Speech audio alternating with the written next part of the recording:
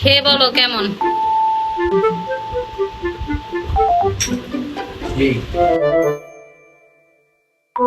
ফোনে কথা বলতে বলতে মাংস কাটে।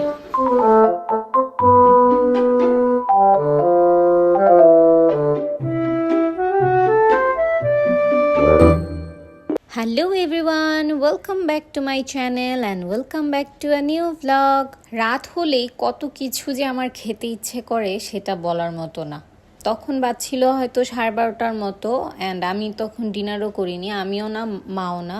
তো এর জন্য মাকে ধরলাম চলো না আমরা কিছু বানিয়ে খাই। তো আমি ভাবলাম যে নুডলস থেকে আর বেশি ভালো কি খেতে পারি। তো এখানে মা হচ্ছে নুডলসের সাথে আরও একটা জিনিস বানাবে বলে সয়াবিন সিদ্ধ হতে রেখে দিয়েছিল আর জল ফুটিয়ে নিয়েছিল। তারপর এখানে নুডলসটা মাঝখান থেকে ভেঙে দিয়ে দিল।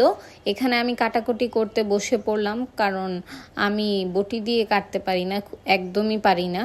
তো এই কারণে আমি ছুরি নিয়েছি, আর ছুরিটাও যেন কীরকম হয়ে গিয়েছিল। যাই হোক, আজকে ডিনার বানানোর জন্য আমি এখানে গ্রিন এবং ইয়েলো বেল পেপার দুটোই নিয়ে নিয়েছি। এটার অর্ধেক অর্ধেক কেটে নিয়েছিলাম এবং কিউব কিউব করে কেটে নিয়েছিলাম। এখানে পেঁয়াজ নিয়ে নিয়েছিলাম দুটো, তো একটাকে হচ্ছে আমি কুচি কুচি করে কেটে নিয়েছি এবং আরেকটাকে হচ্ছে গোল গোল করে কেটে নিয়েছি। এবং এরপর আমি রসুন কেটে নিয়েছি।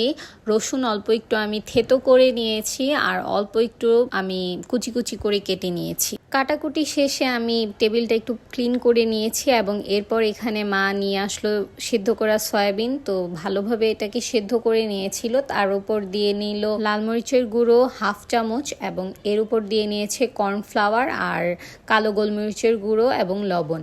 এখানে দুটো ডিম ফেটিয়ে নিয়েছিল, এর মধ্যে থেকে অল্প একটু এটার মধ্যে দিয়ে নিয়েছিল, যেহেতু অল্প একটুই বানানো হচ্ছে। তারপর এই সব কিছুকে একদম ভালোভাবে মিক্স করে নিয়েছে, এটা যেন একটু ওয়াটারি না থাকে, লিকুইডই না থাকে, এরকমভাবে মিক্স করে নিয়েছে। এখানে প্যানে তেল বসিয়ে দিয়েছে এবং তেলটা গরম হয়ে আসার পর এখানে সবগুলো সয়াবিন যে ম্যারিনেট করে রেখেছিল এটা দিয়ে দিয়েছে। আপনারা কিন্তু এখানে রসুন বাটাও দিতে পারেন, এতে করে টেস্টটা আরও বেশি আসবে।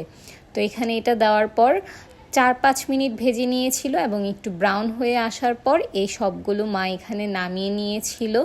আমি ভিডিও করছিলাম, এই কারণে আমি কিছুই হেল্প করতে পেরেছি।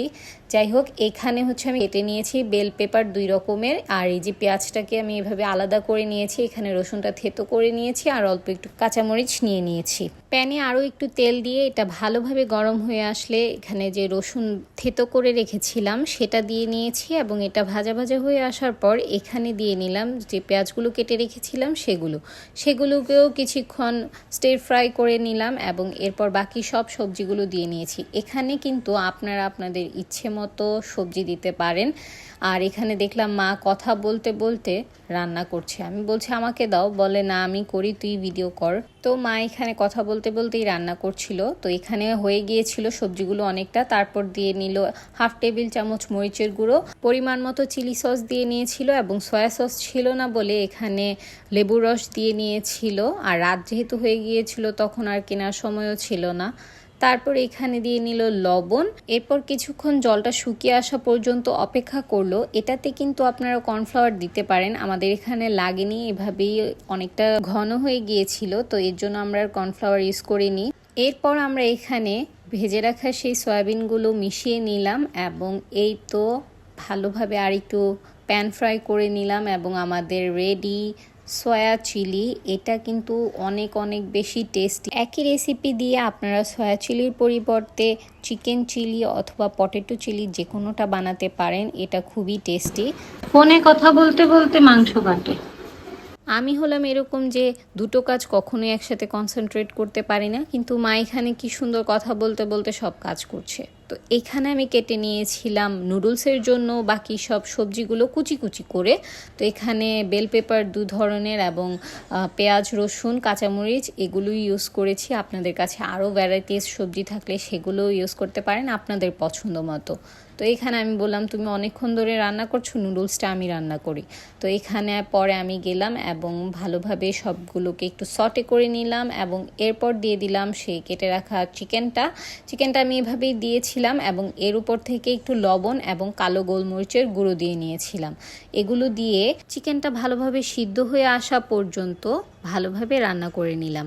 এটা ভিতর থেকে যেন একটু কুকড হয়ে আসে ভালোভাবে। সো অতটুক সময় পর্যন্ত 2 থেকে 3 মিনিট আমি ভালোভাবে হাই ফ্লেমে চিকেনটাকে ভালোভাবে ভেজে নিয়েছি। এরপর সবজিগুলো একটু সাইডে রেখে এখানে আমি দিয়ে নিলাম ডিমটা।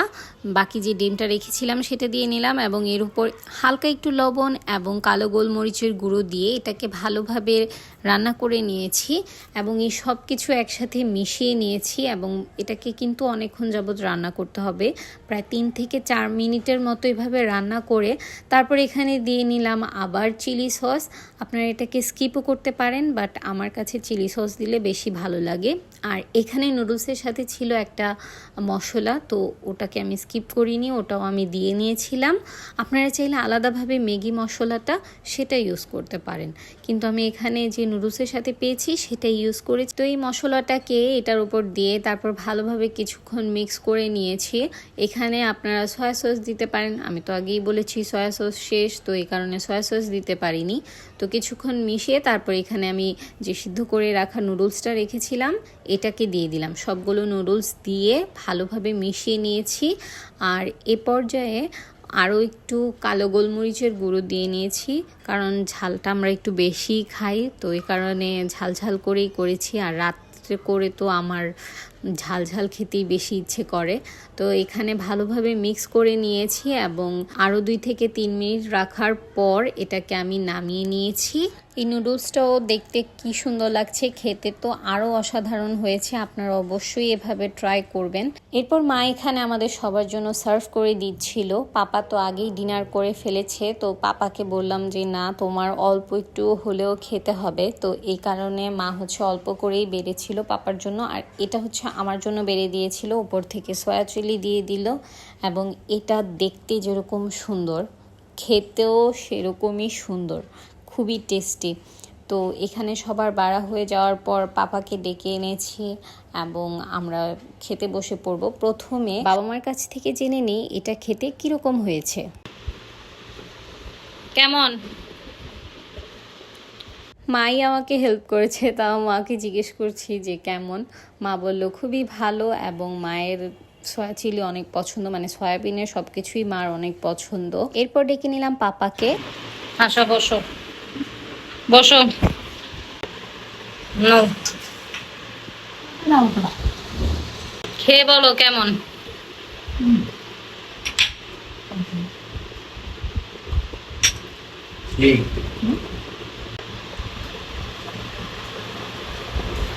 খাও, নুডলসটা খাও।